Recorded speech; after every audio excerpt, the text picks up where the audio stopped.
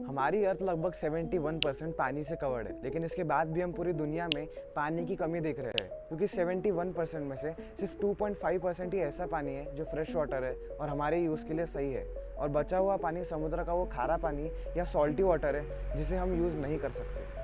हमारी पानी को लेकर प्रॉब्लम ये है कि अर्थ की पॉपुलेशन तो कंटिन्यूसली इंक्रीज होती जा रही है, लेकिन फ्रेश वाटर की क्वांटिटी आज भी इतनी ही है। और इन्हीं रीजन्स के कारण ये कहा जा रहा है कि भारत के 40% लोगों के पास 2030 तक पीने का पानी नहीं रहेगा।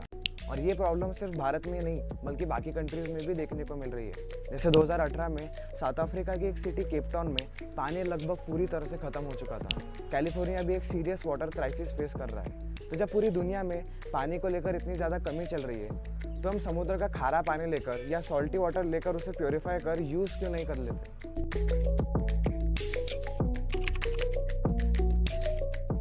समुद्र के पानी को प्योरीफाई कर यूज़ करने के मेथड 1960s में इन्वेंट हो चुकी थी, जिसे डीसैलिनेशन ऑफ वाटर कहा जाता है।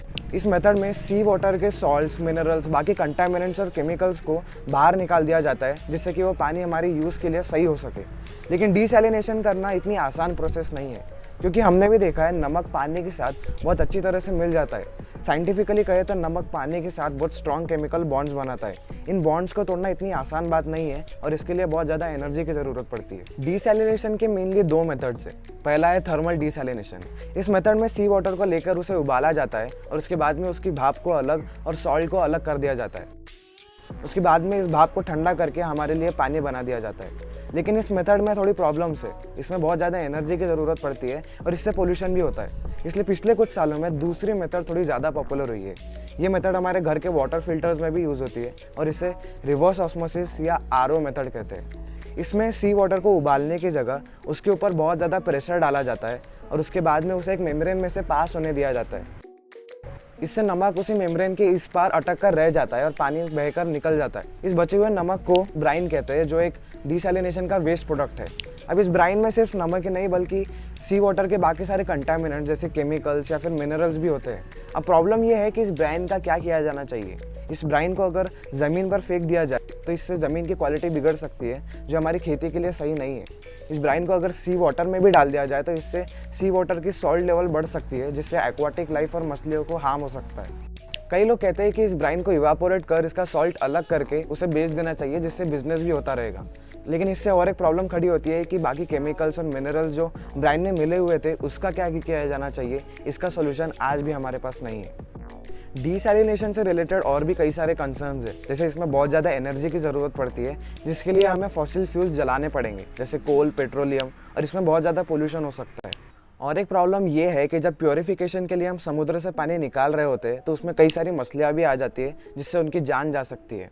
तीसरी प्रॉब्लम ये है कि डीसैलिनेशन का प्लांट लगाने में बहुत ज़्यादा पैसे लगते हैं, मतलब ये बहुत ज़्यादा महंगा प्रोसेस है। उसके बाद में इसे मेंटेन करने के लिए बहुत ज़्यादा एनर्जी की ज़रूरत भी पड़ती है, जिसके लिए भी बहुत ज़्यादा एक्सपेंसेस लगते हैं, जो हर कंट्री के बस की बात नहीं है। लेकिन ये मेथड मिडल ईस्ट कंट्रीज़ में बहुत ज़्यादा यूज़ होती है, जैसे सऊदी अरेबिया या फिर इजराइल, क्योंकि वहाँ पर पानी की बहुत ज़्यादा कमी है लेकिन ऑयल बहुत ज़्यादा है। तो उस ऑयल को एक्सपोर्ट करके वो डीसैलिनेशन प्लांट सेटअप करने के लिए फंड्स इकट्ठा कर सकते हैं, और उनके पास ऑयल भी है वो जिसे एनर्जी के रूप में यूज़ भी कर सकते हैं। और इसलिए सऊदी अरेबिया में उनका 50% तक का पानी डीसैलिनेशन से ही आता है।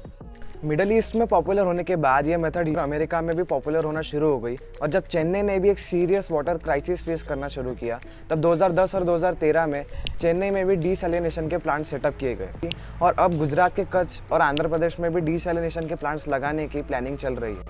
लेकिन इसके डिसएडवांटेजेस इंडिया में भी देखने को मिले। जैसे चेन्नई में कई मछुआरों ने ये कहा कि समुद्र के किनारे अब मछलियाँ नहीं आती है। फिर डीसैलिनेशन सही है या गलत?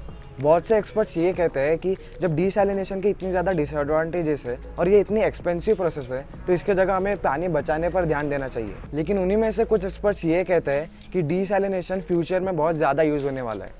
लेकिन फिलहाल तो इस प्रोसेस में बहुत ज़्यादा खामियां हैं और इसके ठीक होने में अभी काफ़ी वक्त लगेगा। तो फिलहाल हम ये नहीं कह सकते कि ये वाटर क्राइसिस का कोई सोल्यूशन है, तो हमें पानी बचाते रहना पड़ेगा।